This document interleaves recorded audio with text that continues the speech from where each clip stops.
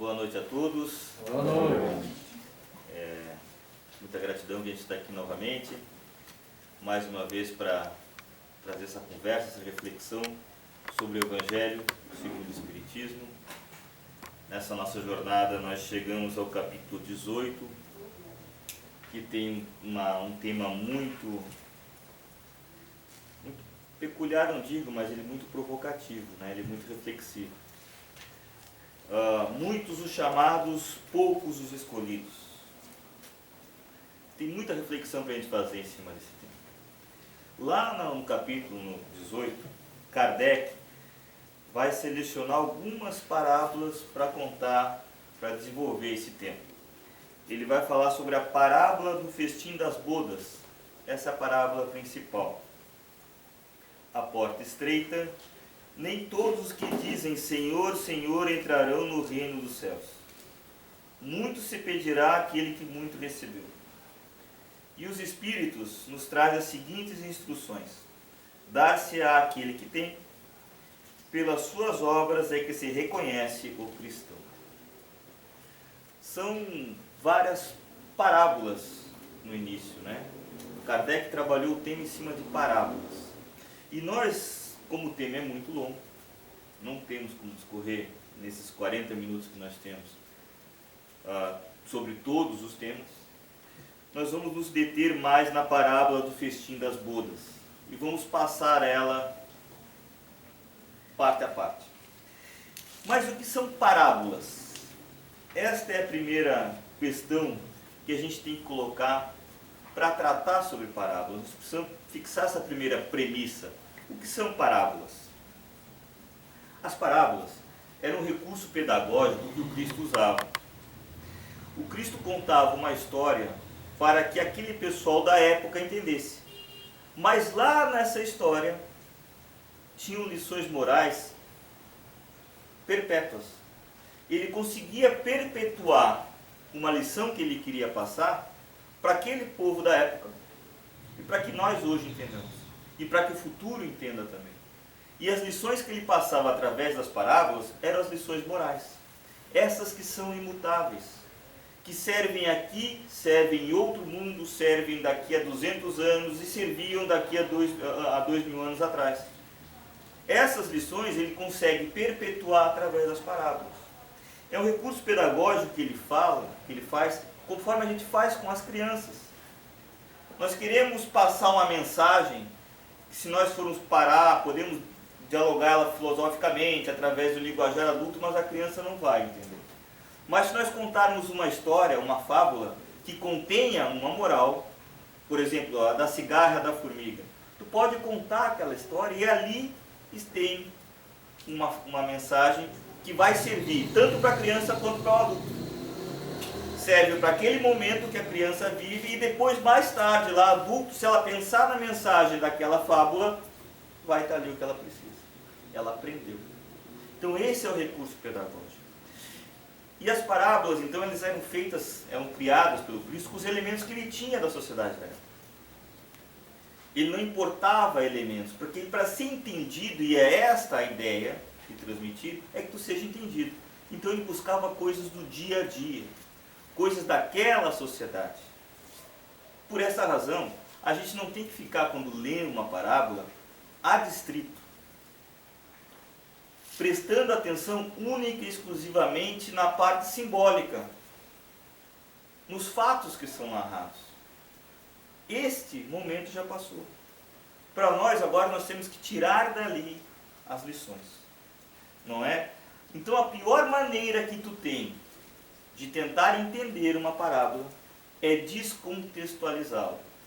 É pegar aquela parábola lá e tentar colocá-la literalmente no momento de hoje. Outra sociedade, outra época, 2.000 anos de evolução do orbe. A mensagem está ali, não mudou. Mas não dá para pegar a parábola e querer tirar dela interpretações em cima dos fatos que são narrados ali, da historieta. Não é para isso que ela serve. Não é para nos deixar parado no tempo. Muito pelo contrário. A parábola ela serve para transmitir uma mensagem que é atemporal. Como eu disse no começo, A lei moral que está ali, ela serve para todos os povos do universo, para todos os órgãos e para todos os tempos. Não vai mudar. Mas o que está contado naquela história muda, porque mudam-se os tempos, não é? Nós temos então, como diz aquela outra passagem, que não prestar atenção no copo que vai trazer a água para matar a nossa sede. Se o copo é de barro, se o copo é de cristal, tanto importa. O que importa é a água que está dentro. E nesse caso, a parábola traz essa água viva. Aquele que está ali bebe nunca terão sede. É nisto que nós temos que ter, prestar atenção quando nós estamos tratando sobre uma parábola. Não podemos olhar-a literalmente, temos que olhá-la com olhos de ver e ouvidos de ouvir. Assim que nós temos que entender uma parábola. Dito isso, eu vou ler, porque ela é bem longa, a parábola do festim das bodas. Todo mundo já passou por algum momento, por alguma parte dessa parábola e já leu, mas para a gente entender o contexto dela, vamos começar do início dela. Falando ainda por parábolas, disse-lhe Jesus: o reino dos céus se assemelha a um rei que, querendo festejar as bodas de seu filho, despachou seus servos a chamar para as bodas os que tinham sido convidados. Estes, porém, recusaram a ir. O rei despachou outros servos, com ordem de dizer da sua parte aos convidados: preparei o meu jantar, mandei matar os meus bois e todos os meus cevados. Tudo está pronto, vide as bodas. Os outros, eles, porém, sem se incomodarem com isso, lá se foram, um para a casa de campo, outro para o seu negócio. Os outros pegaram os servos e os mataram, depois de haver feito muitos ultrajes. Sabendo disso, o rei se tomou de cólera e, mandando contra eles seus exércitos, exterminou os assassinos e lhe queimou a cidade. Então disse a seus servos: o festim das bodas está inteiramente preparado, mas os que para eles foram chamados não eram dignos dele. Ide, pois, às encruzilhadas e chamai para as bodas todos quantos encontrardes. Os servos então saíram pelas ruas e trouxeram todos os que iam encontrando, bons ou maus. E a sala das bodas se encheu de pessoas que se puseram à mesa. Entrou em seguida o rei para ver os que estavam à mesa.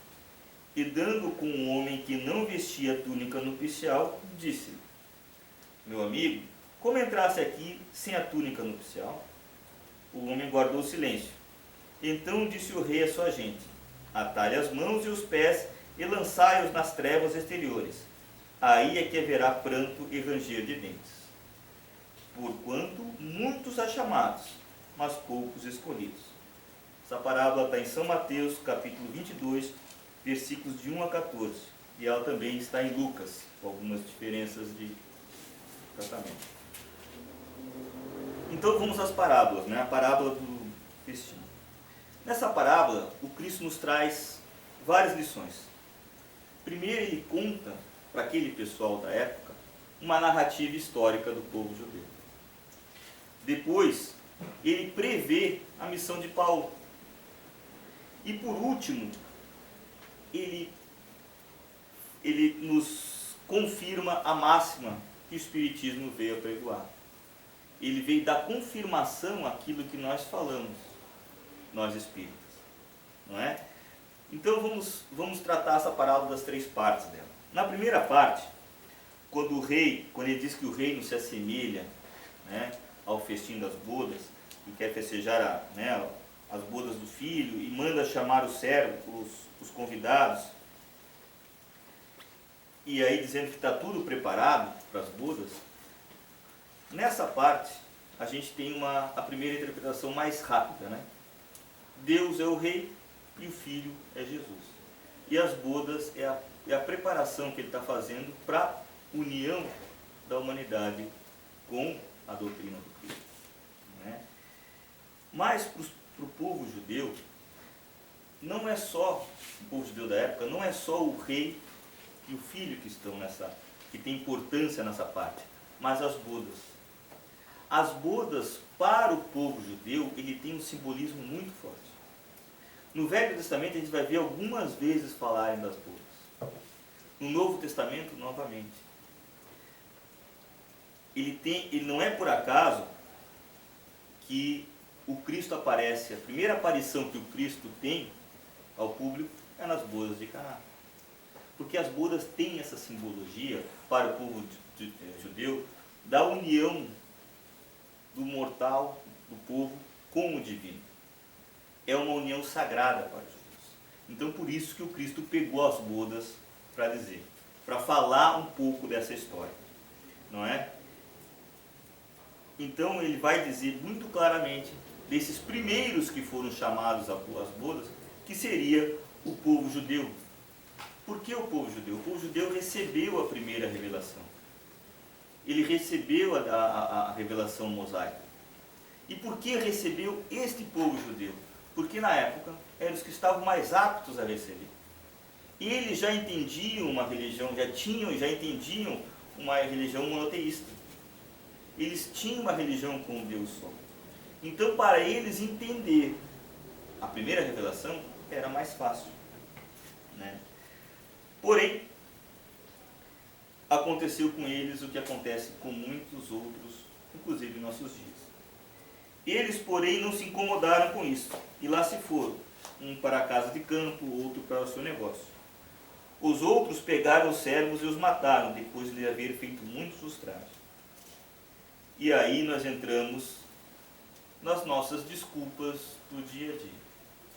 Frente àquela revelação, o povo judeu da época fez uma coisa que até hoje fizemos. Agora não dá. Agora eu vou cuidar das minhas coisas, eu vou cuidar do meu negócio, eu vou cuidar da minha casa de campo. Depois, mais tarde, eu vou me ocupar das coisas do céu. E mais, alguns ainda hoje crucificam sim, fazem lixação moral sim, com aqueles que vêm tentar nos trazer uma boa palavra. E os judeus fizeram isso com os profetas, né? Não é? Muitos foram mortos de maneira, né, muito bruta. Então, escolher seguir a Mamon e não a Deus foi a escolha do povo judeu quando recebeu a primeira revelação. A maioria deles, não é? Assim como hoje muitos de nós escolhem seguir a Mamon e não a Deus. E aí nós lembramos uma passagem para falar das bodas, como Cristo está sempre falando disso, sempre se referindo a isso, e vamos ver, ele vai citar João Batista. Em João 3, João Batista diz o seguinte: aquele que tem a noiva é o noivo. O amigo do noivo que está perto e o ouve, enche-se de alegria quando ouve a voz do noivo. Esta é a minha alegria, que agora se completa. Convém que ele cresça e que eu diminua.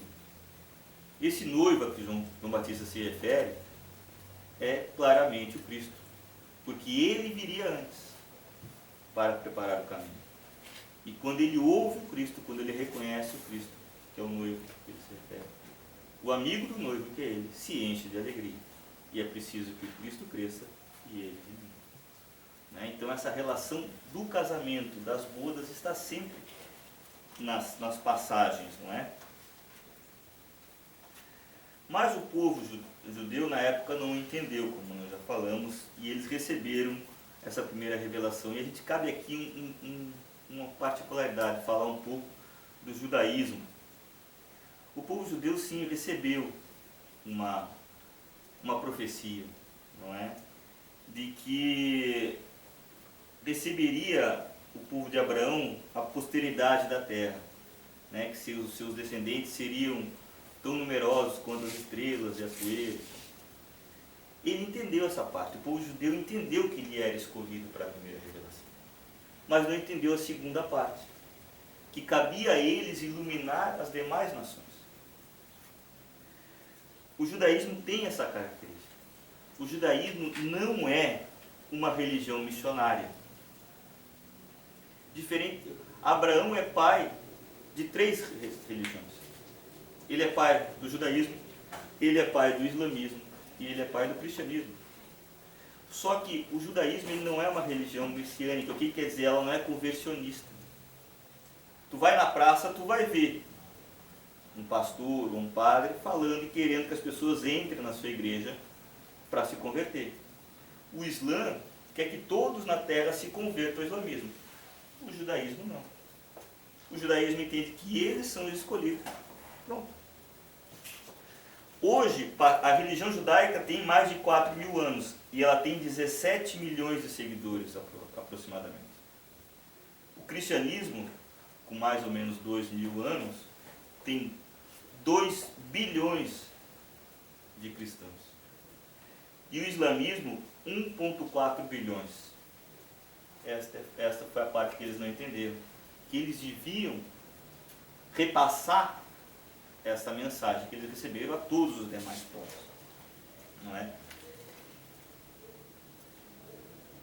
E aí, como foram chamados, não atenderam o chamado, a passagem próxima da parábola diz o seguinte: sabendo disso, o rei se tornou de cólera e, mandando contra eles os seus exércitos, exterminou os assassínios e lhes queimou a cidade. Bom, aí a moral fica um pouco estranha. Mas até essa parte o Cristo está narrando uma questão histórica. Ele está dizendo, olha, vocês foram chamados e não escolhidos. Foram escolhidos, chamados e não vieram. Não é? E aí ele narra, porque o rei, Deus, a gente sabe que não se ira, ele não se encoleriza. Deus é amor, não é essa situação. Mas aqui existe mais uma narrativa histórica. Muito provavelmente o Cristo está se referindo aqui à queda de Jerusalém, que ocorreu em 587 a.C., que para os judeus é muito sofrida, porque quando Nabucodonosor tomou a Jerusalém, ele derrubou tantas muralhas quanto o templo que fora construído por Salomão. E é a primeira queda de Jerusalém. Não é? Seria esta a passagem que Jesus estaria se referindo, a falar, a narrar a história do povo judeu nesta parábola. Mas aí, o fato do povo judeu não ter atendido esse chamado, de espalhar a mensagem, entramos na segunda parte da história, que é a missão de Paulo. Já que eles não cumpriram o dever que tinham, Cristo veio e Paulo vai semear, ide e pregar a palavra a todos, judeus e não judeus. E aí Cristo está prevendo, né, anunciando o que vai acontecer. Né? Os servos então saíram pelas ruas e trouxeram todos que iam encontrando, bons e maus. A sala das bodas se encheu de pessoas que se puseram à mesa. Isso quer dizer, e aí começa a parte futura, que nós tirarmos a moral, que todos são chamados, sejam bons, sejam maus, independente do credo, independente da religião. Todos recebem esse chamado para estar com Deus. Porque a lei moral é a lei de todos. Nossa, dos budistas, dos ateus e assim de todos. Não é? Mas todos são chamados. Mas nós somos convidados também, e aí ele busca um elemento da época, que é a túnica nupcial, que é o elemento tradicional da época. Todos nós, para comparecermos e atendermos esse chamado, estarmos credenciados a estar, somos também convocados a confeccionar essa nossa túnica nupcial. E aí nós começamos a explicar o que seria essa túnica nupcial. Não é? A túnica nupcial seria esse encontro com Cristo. Seria buscar a nossa evolução através da caridade. Isto é confeccionar essa túnica. Mas mais importante nós lembrarmos aqui também, não só das bodas, que tem um simbolismo muito grande, mas também do banquete. Não é? como já disse, a primeira, não é por pouco que a primeira aparição do Mestre é nas bodas de Caná. E ali Pedro, segundo narra o Chico, teria questionado o Mestre, mas o senhor não acha que está meio complicado o senhor vir aqui, como é que é, transformar água em vinho, isso não traria um problema para a festa, não entusiasmaria, né, não daria vazão ao excesso? Daí o Cristo nos diz, não. Você não sabe, né, a alegria de servir a um amigo? Esse vinho simboliza a minha união e minha alegria de estar com vocês, de ter com vocês. Não é? É outro simbolismo que nós temos dentro dessa passagem. Não é? Porque o cristão, e aí vem uma outra questão social, o cristão ele não tem que ser triste. Nós nos acostumamos atavicamente com aquela imagem do Cristo sofredor. Mas não é isso. Hoje está mudando. Nós vemos hoje, quando recebemos algumas mensagens, o Cristo sorrindo, o Cristo de olhos brilhando, ele querendo te abraçar. O Cristo é isso. O cristão ele tem que ser alegre. Ele não tem que ser sisudo e lúgubre. Ele não tem que ser um julgador que olha com uma régua moral para todo mundo. Não é isso. Ele tem que ser amigo. Ele tem que praticar a caridade, dividir o amor. Não é? Kardec vai nos alertar sobre isso, dizendo assim, ó, não consiste a virtude em assumir severo e lúgubre aspecto, em repelires os prazeres que a vossa condição humana vos permite. Basta reportar todos os atos da vossa vida ao Criador que vos-la deu. Basta que quando começares ou acabares uma obra, e leveis o pensamento a esse Criador e lhe peçais, num arrobo da alma, a sua proteção para que obtenha êxito, ou sua bênção para ela se a concluíste. Basta que tenhamos conexão. Não é para a gente ficar com ou slow motion, né, bem calminho, assim, ou aquela pessoa que não ri, é alegria. Cristo era alegre. Cristo ia para as bodas, multiplicava o vinho. A primeira aparição dele foi numa festa de casamento, nas bodas, né, de Caná. E a última reunião que ele fez foi na Santa Ceia, um banquete. Reuniu para confraternizar com os seus. Essa mensagem ele nos passa. Ele não passa uma mensagem de tristeza. Nós é que colocamos essa situação de sofrermos, de sermos, né, sofridos e achando que isso vai trazer alguma coisa. Não. Nós temos que ter alegria. Senão como é que a gente vai espalhar a alegria? Não é?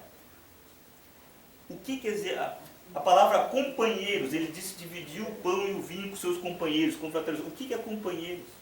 A origem da palavra lá no latim vem de cumpanis, que é aquele com quem dividimos o pão.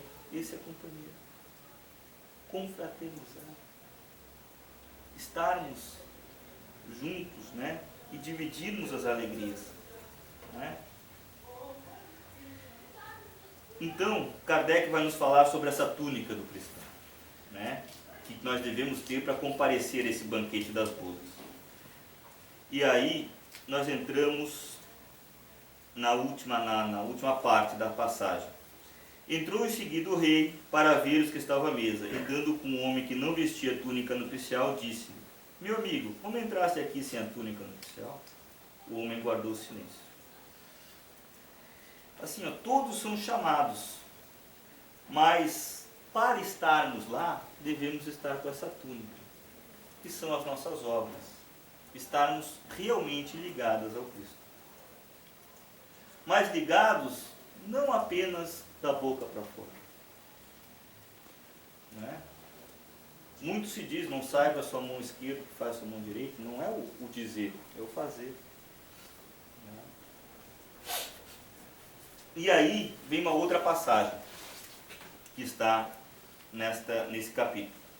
Nem todos os que dizem Senhor, Senhor entrarão no reino dos céus.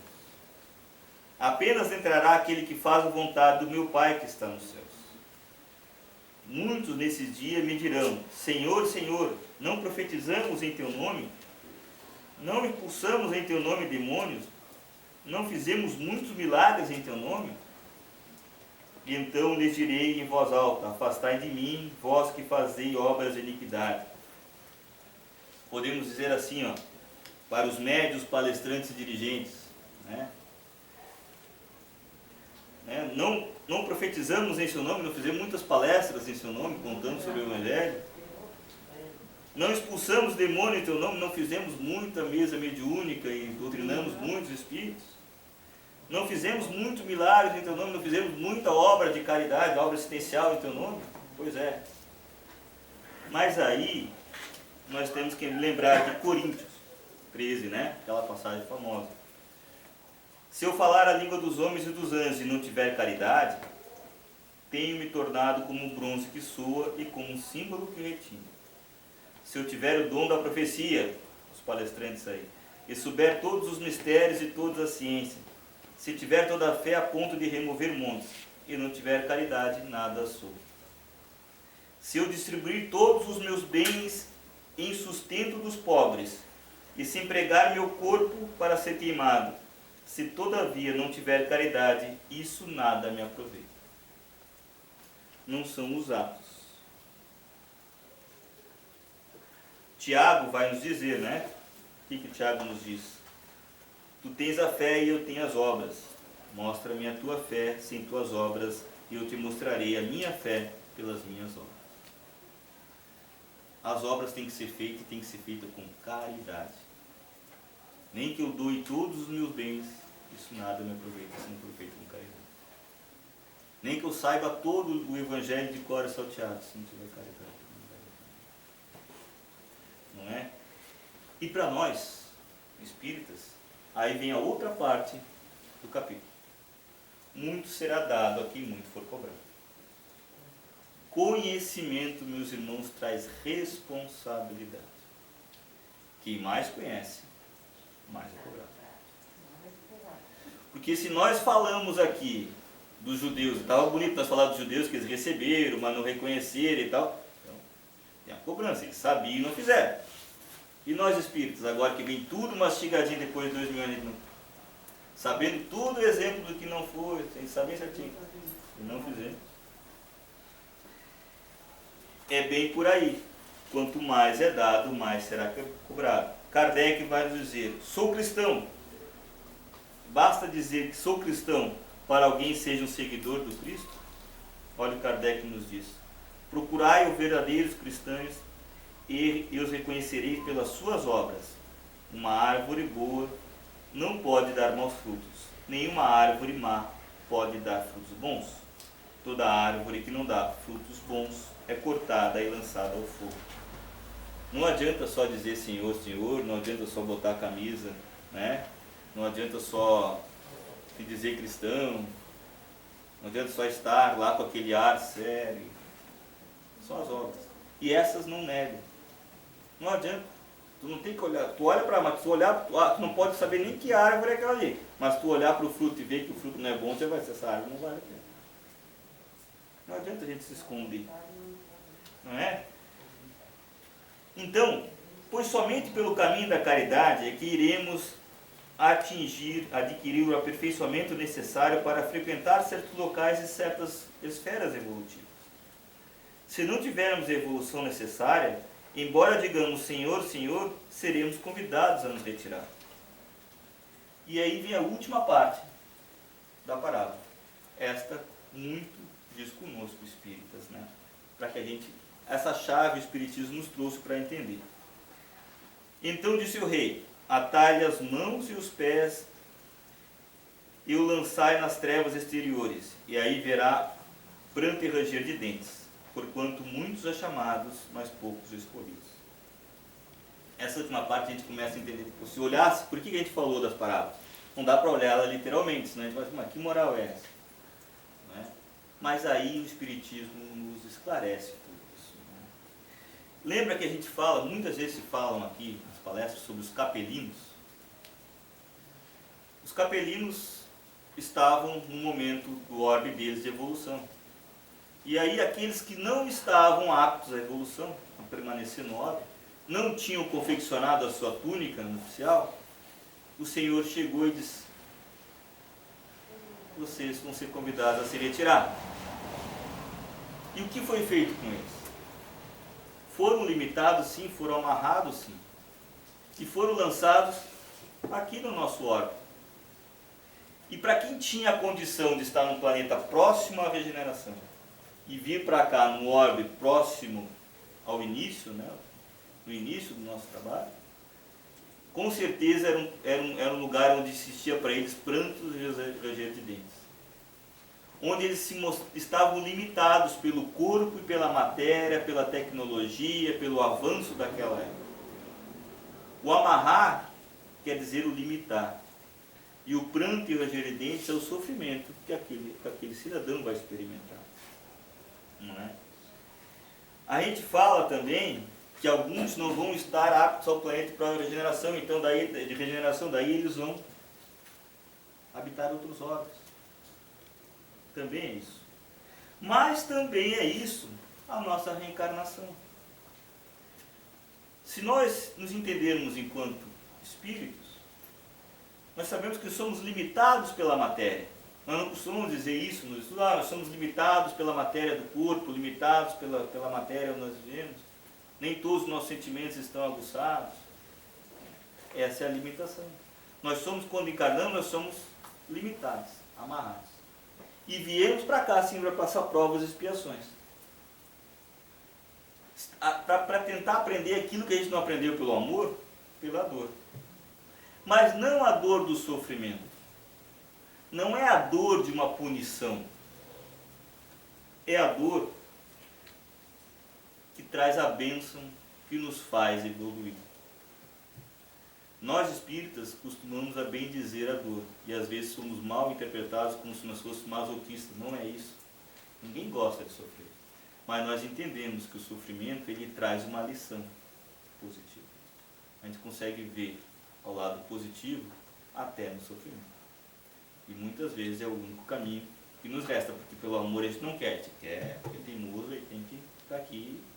E aí, prantos e ranger de dentes é uma metáfora para o que a gente vive hoje no dia a dia, muitas vezes. Então, nós temos que ter, para entender essas parábolas, olhos de ver e ouvidos de ouvir. Nós temos que ter oração e vigilância e verificar que em tudo nós temos oportunidade de aprendizado. Né? Temos, meus irmãos, como a gente costuma dizer, um manual de instrução pelo Evangelho. E nós temos que tomar aquela decisão. Não é? Lá, alguns se preocupavam com o campo, com a sua casa, e outros mataram. Nós temos que tomar a decisão. Nós queremos seguir a Mamon ou a Deus. E quando tomar essa decisão, nós temos que nos dedicar a construir uma túnica nupcial, a confeccioná-la. E ela tem que ser muito bonita. E aí nós temos que nos dedicar com isso com afinco, que é buscar ser perfeito naquilo que podemos. Não é? Como podemos. Para que possamos estar aptos a estar nessa confraternização onde a água da vida e o pão que alimenta a alma é servido fartamente para nós. Não é? O que diz Kardec sobre isso? Mas não basta ninguém ser convidado, não basta dizer-se cristão, nem sentar-se à mesa para tomar o banquete celestial.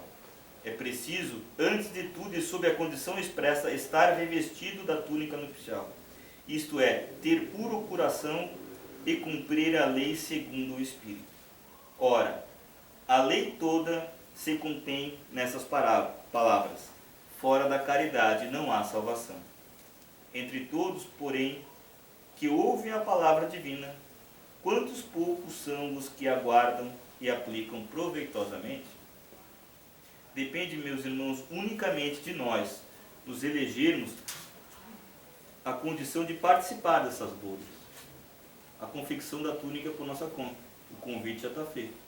Agora nós temos que estar com ela para poder sentar. Se nós for sentar lá sem ela, a gente vai ser convidado a se retirar. Não é? Então, como a gente, para fechar, a gente vai ler uma passaginha de Emmanuel, Chamados e Escolhidos. Porque nós falamos muitos os chamados e poucos os escolhidos, né? Mas ele vai nos dizer que todos somos escolhidos. Ele vai dizer assim: porque muitos são chamados, mas poucos escolhidos. Estejam convencidos de que ainda nos achamos a longa distância do convívio com os eleitos da glória celeste. Entretanto, pelo chamamento da fé viva, que hoje nos traz o conhecimento superior, guardemos a certeza de que já fomos os escolhidos. Escolhidos para a regeneração de nós mesmos. Escolhidos para o cultivo sistemático e diário e intensivo do bem. Fomos escolhidos para o esquecimento de todas as faltas do próximo, de modo a recapitular com rigor as nossas próprias imperfeições, redimindo-as. Fomos escolhidos para o perdão incondicional em todas as circunstâncias da vida. Escolhidos para a atividade infatigável na confraternização verdadeira. Escolhidos para auxiliar os que erram, para ensinar os mais ignorantes do que nós mesmos, para suportar o sacrifício no amparo aos que sofrem ainda sem a força da fé renovadora que já nos robustece o espírito. Escolhidos para servir além de nossas próprias obrigações, sem direito à recompensa. Escolhidos para compreender o nosso irmão na jornada evolutiva, sem exigir que nos entendam. Escolhidos para apagar as fogueiras da maledicência e do ódio, da discórdia e da incompreensão ao preço de nossa própria renúncia. Escolhidos para estender a caridade sem ruído, como quem sabe que ajudar os outros é enriquecer a própria existência. Enfim, escolhidos para persistir nas boas obras sem reclamações e sem desfalecimentos em todos os ângulos do caminho. Para negar a nossa antiga vaidade e tomar sobre os nossos ombros, cada dia, a cruz abençoada e redentora de nossos deveres, marchando com humildade e alegria ao encontro da vida sublime. A indicação honrosa nos felicita. Nossa presença nos estudos do Evangelho expressa o apelo que flui do céu no rumo de nossas consciências, chamados para a luz e escolhidos para o trabalho. Eis a nossa posição real nas bênçãos do hoje. E se quisermos aceitar a escolha que fomos distinguidos, estejamos certos que em breve, amanhã, comungaremos felizes com nosso Mestre e Senhor. Todos somos chamados e todos somos escolhidos para trabalhar aqui e evoluir. Meus irmãos, a mensagem que eu queria passar é essa. Agradeço a atenção de vocês, compreensão. Muito obrigado pela oportunidade que a casa nos dá. Fique com Deus.